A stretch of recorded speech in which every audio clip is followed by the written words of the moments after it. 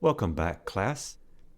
This is Mark Mullinax with commentary and teaching about verse 70 out of 81 of Tao Te Ching, the most translated scripture on earth, with the possible exception of the Christian scriptures. Today's verse is called Hiding in Plain Sight. I have no co-conspirator on the mic with me today. Travel and vaccinations headline this week for me. When you listen to the ground and you put your roots down, you can hear what she says if you're listening. When you listen to the ground and you put your roots down, you can hear what she says if you're listening. The sweet sound of the river as she moves over the stones. The same song that the blood in your body sings as it weaves around your bones. When you're listening, are you listening? Only when the mind is simple can wisdom develop. A complicated mind, a mind engrossed in thoughts, plans, and expectations, blocks off wisdom. This quote by Sayadaw, a modern Buddhist monk in Myanmar, whose daily wisdom, by the way, can come to your email box. The link for that opportunity is in the show notes. I go around with an unprovable belief, but one I nevertheless believe to be true. Within us, there's this jewel, a working jewel, which, like a spiritual compass, points the way to the way. The way we should go. It's easy to find and easy to follow sometimes, or at least in our guts or in our hearts, we know the direction we should go, right? But sometimes we just don't go that way. Because sometimes the way seems so hard. The truth-line direction we seek seems beyond us.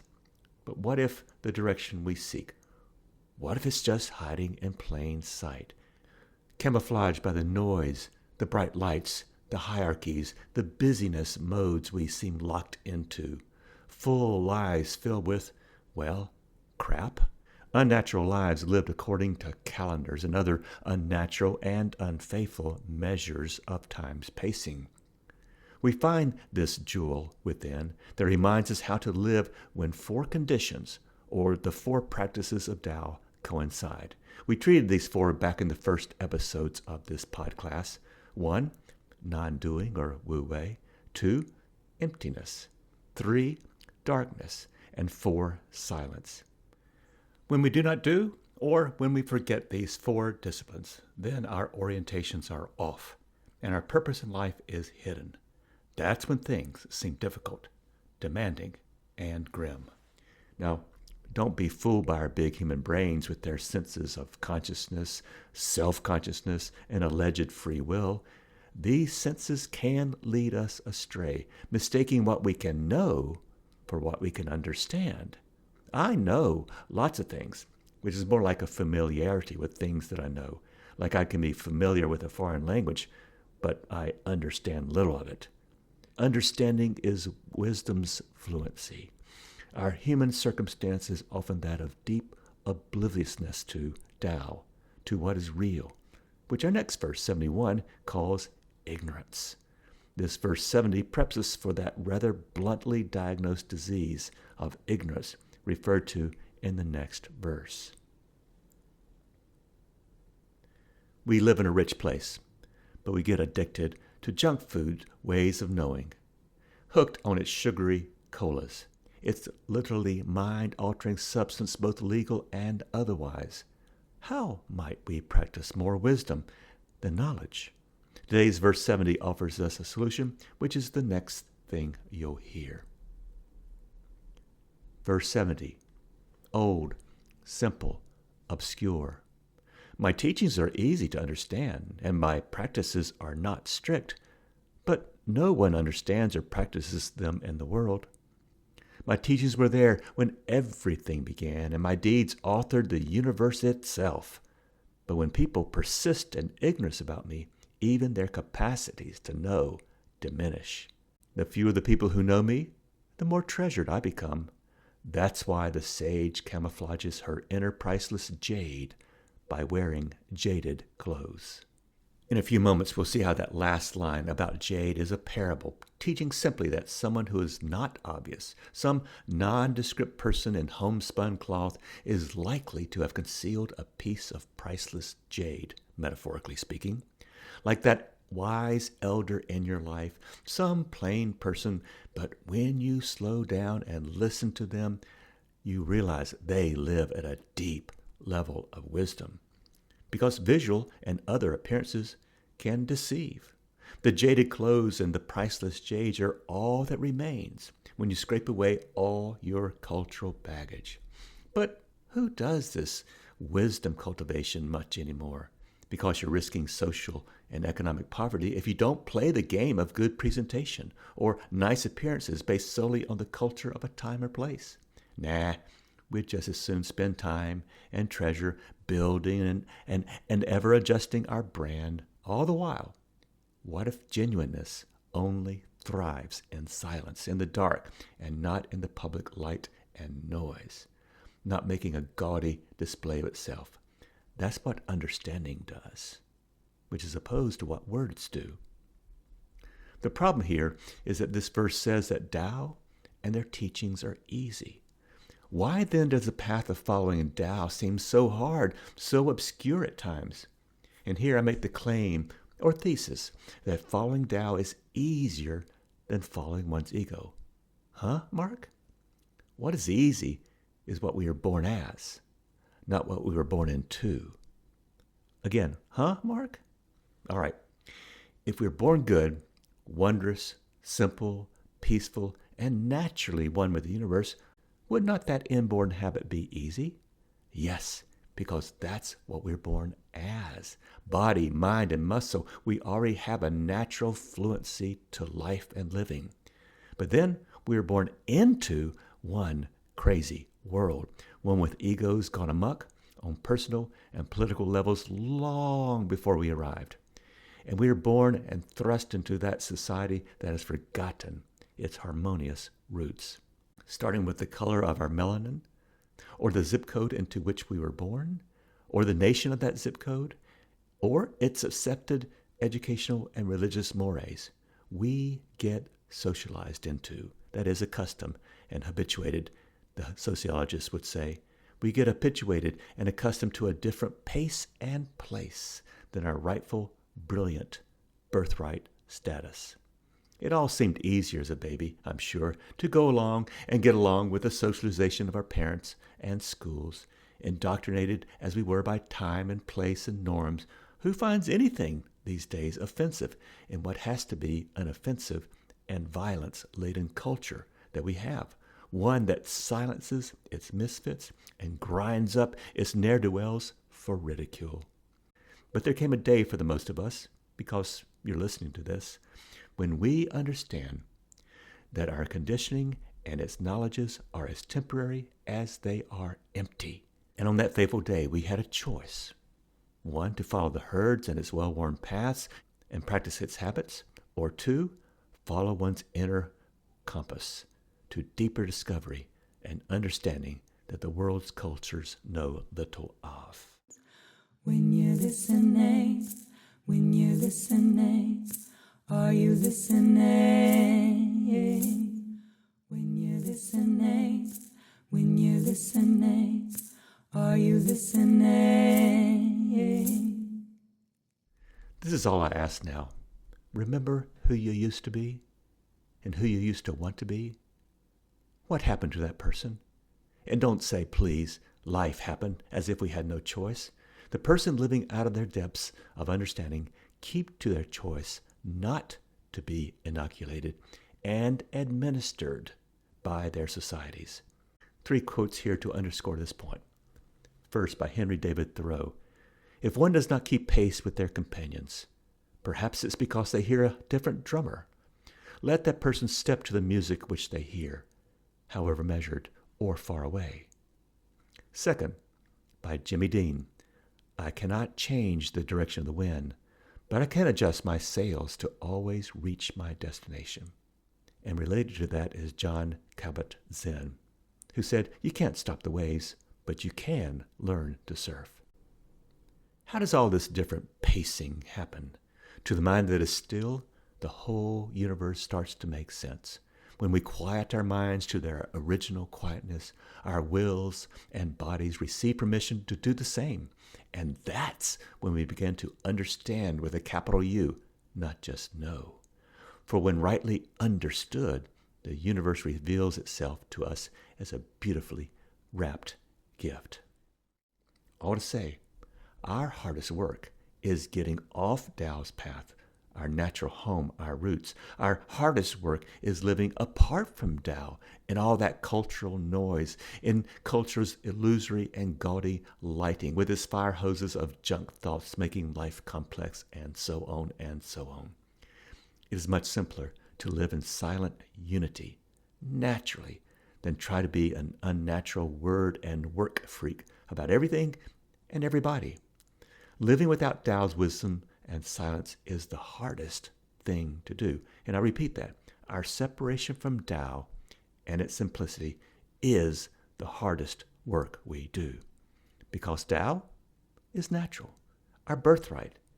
And over the years, we must have had and suffered a lot of pain as we learned how to separate ourselves from our original capital S self and began to take our life lessons and advice only from the crowd, the culture, using their popular, well-worn paths.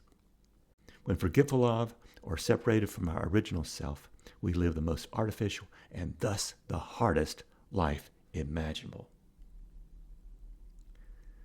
Li Shi Chai said, "Tao is easy to understand, easy to use. It's also hard to understand and hard to put to use. It's easy because there's no Tao to discuss, no knowledge to learn, no effort to make, no deeds to perform. And it's hard because the Tao cannot be discussed, because all words are wrong, because it cannot be learned, and because the mind only leads us astray." Effortless stillness and actionless activity are what we are made of, made for. But have we practiced otherwise? If so, this is why Tao seems hard. Why are things so hard? Because the reality and truth of Tao are hiding in plain sight. As Maxime Lagacé said, too much noise creates illusions, but silence brings truth. Again, to repeat from verse 70, "My teachings are easy to understand, and my practices are not strict, but no one understands or practices them in the world. My teachings were there when everything began, and my deeds authored the universe itself. But when people persist in ignorance about me, even their capacities to know diminish." A profound gap lies between education and understanding. Don't get me wrong, I have all the respect in the world for education. I was a professor for decades, for Tao's sake. But human cognition, words, allow us to make distinctions and then hierarchies among the myriad aspects of nature. And as a result, using words, we practice the expensive conquer and divide policies towards others and against nature. We live and make a living in a culture and civilization that has survived because of human abilities to educate and describe things, that is, differentiate things, with words. And some of the accomplishments of a word-soaked culture are astounding, yes. But words are these consolation prizes with which we seduce ourselves that we are on the way to the promised land of cognitive superiority. Ha! Words alone are incapable of reaching or describing any deeper level of innate knowing. It's like when we try to describe the dream we had last night. Words cannot do that dream justice. Some things like Tao, like dreams, like the very idea of divinity, are unable to be caught in our word nets. We read in the Christian book of John, the first verse, "In the beginning was the Word, and the Word was with God, and the Word was God." But let's not delude ourselves that knowledge of words is anywhere equivalent to understanding, or that our words give us power or some strategic advantage over the parts of creation without a voice box, like that beautiful stand of trees cut down in the search for profit.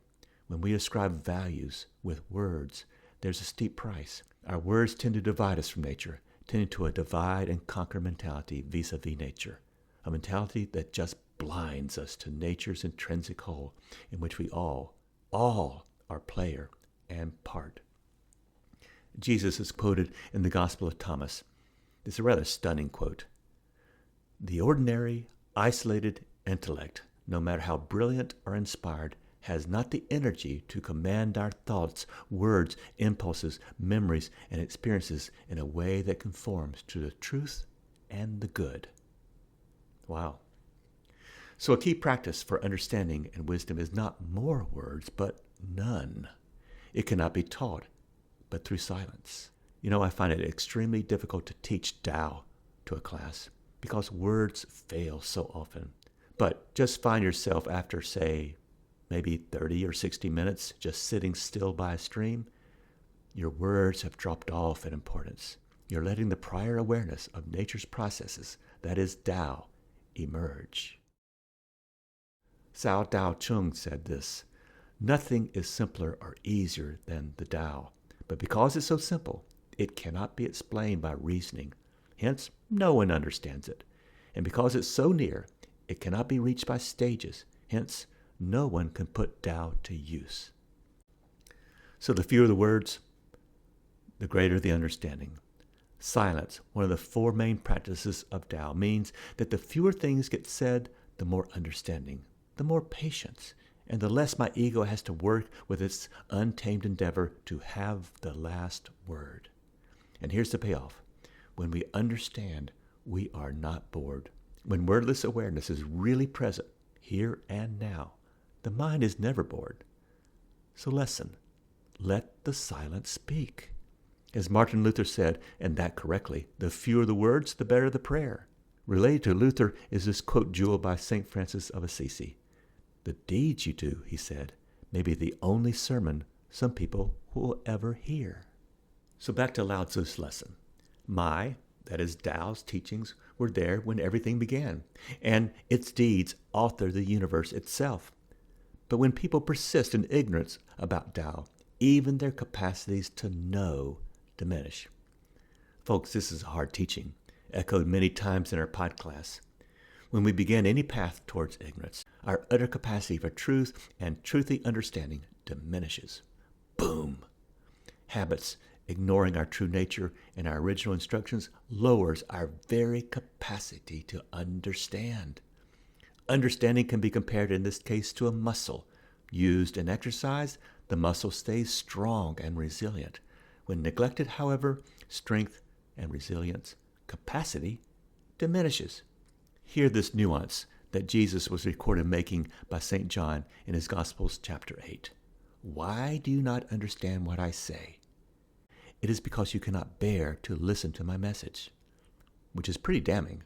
We learn not to want what's best, and thus we settle. When you're listening, are you listening? When you're listening, are you listening? Let's move on to the last lines of this verse. The fewer the people who know me, the more treasured I become. First of all, my dear capitalist, Lao Tzu is not preaching scarcity as a leading way to influence people. No, this is not the place to go into the serious issues attending a scarcity mindset, one that often leads us to a hoarding and controlling mentality. No, Lao Tzu is simply saying, what you already understand, you practice that. And here's the truth in that application. A rare quality in nature or in a pet or in a person can be the unspoken stimulus to approach and to understand that nature, that pet, that person. Ever remember when you search through your parents' or grandparents' boxes they've left behind and you see a long lost or long forgotten certain statue or document or object? You rejoice. And when you find that special someone with a rare constellation of gifts and beauty and other qualities, you can more easily discard all your other searches for love to esteem and prize that person alone. We call it the pearl of great price, a prize so great that we sacrifice all that we have to join with that prize. That pearl has been with us since our beginnings now, just covered over by some oyster of a culture. And now to our final line. That is why the sage camouflages her inner priceless jade by wearing jaded clothes. Ever had a great prize come your way, but you understood how misunderstood you would become if you revealed that prize? You dare not spend lots of treasure to install a safe to store it. That's too obvious. No, you hide it in plain sight, the equivalent of which would be like a famous person driving a beater car. Society expects us to be oh so careful and oh so tedious in safeguarding our treasures with lock boxes, bank deposit boxes, fences, alarms, all of which takes a lot of your time, your energy from overworrying, and treasure. But the same security can be had by having that treasure disguised and camouflaged. It's called deflection, hiding in plain sight. Whether in a safe or camouflage in your surroundings or clothes, the effect is the same. Your treasure is safe. A Taoist named Wang Bi said this: "To wear coarse cloth is to become one with what is ordinary. To keep one's jade concealed is to treasure the truth. Sages are difficult to know because they do not differ from ordinary people, and because they do not reveal their treasure of jade." And Lu Hui Qing said this: "The reason Tao is esteemed by the world is because it cannot be known or perceived. If it could be known or perceived, why would it be esteemed? Thus sages wear an embarrassed, foolish expression and seldom show anyone their great and noble virtue." What's going on here? Treasures like Tao are hard to understand by those used to words, without understanding their deeper meanings. Tao is hard to put into practice when words lead to wrong conclusions. This last line can be paraphrased thus: that power which the Taoist sage or disciple most values is the very means by which they appear as nothing in the eyes of others. Inwardly, the sage possesses sublime beauty, but in that sage's outward presentation, they seem dull and common to a society used to glitter. The sage is like that oyster that hides a pearl inside its common-looking shell. Thus, the herd cannot perceive the sage's inner beauty or hidden virtues.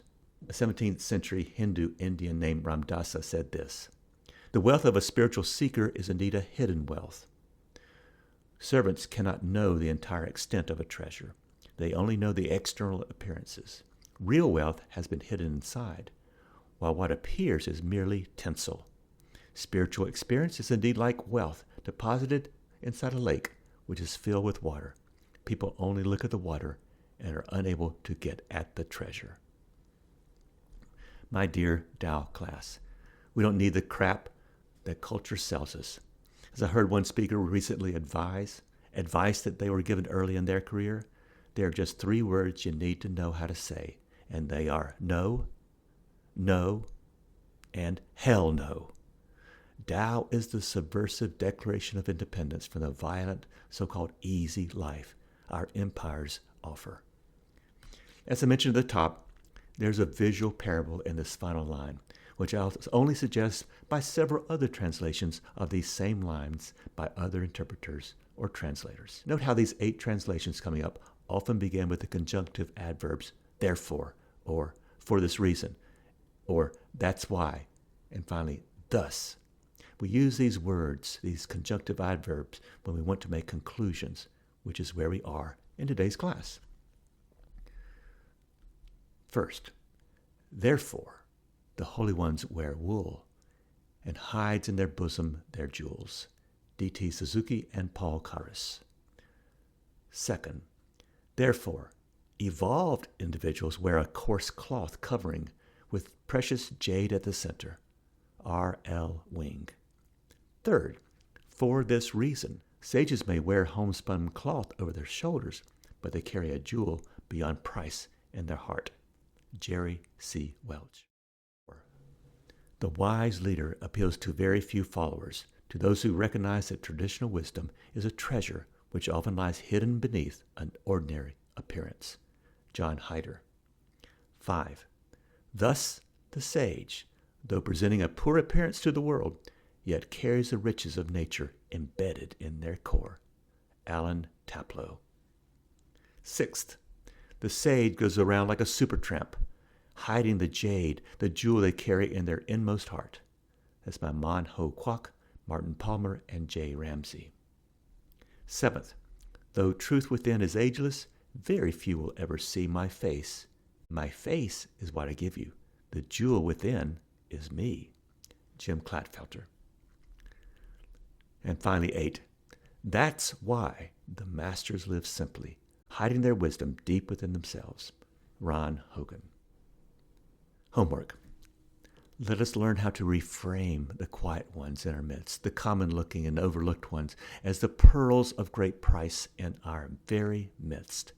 Let's practice not just hiding our treasures in plain sight, but also looking for other treasures disguised by others in plain sight. Finally, here's the kid or family-friendly version of verse 70 called Hidden Treasure. My teachings are easy and simple, but most people don't understand or practice them. These teachings are ancient, older than the world itself. But when people don't care about them, life gets harder because they forget how to live wisely. The fewer people who know my wisdom, the more precious it is. That's why the wise keep their treasure hidden. They look plain outside, but they glow with Tao inside. This podcast is an original labor of love, designed, written, and co-produced by many whose central idea is that Tao Te Ching is good news for today. Tao still speaks. Audrey Davis is our artist. Molly Hartwell sings her heart out. Put your roots down. Fortress Press holds the copyright for quotations from my Tao Te Ching translation. Thanks to you for your attendance in this podcast on Taoism. May your days begin in peace and become wombs for radical hope.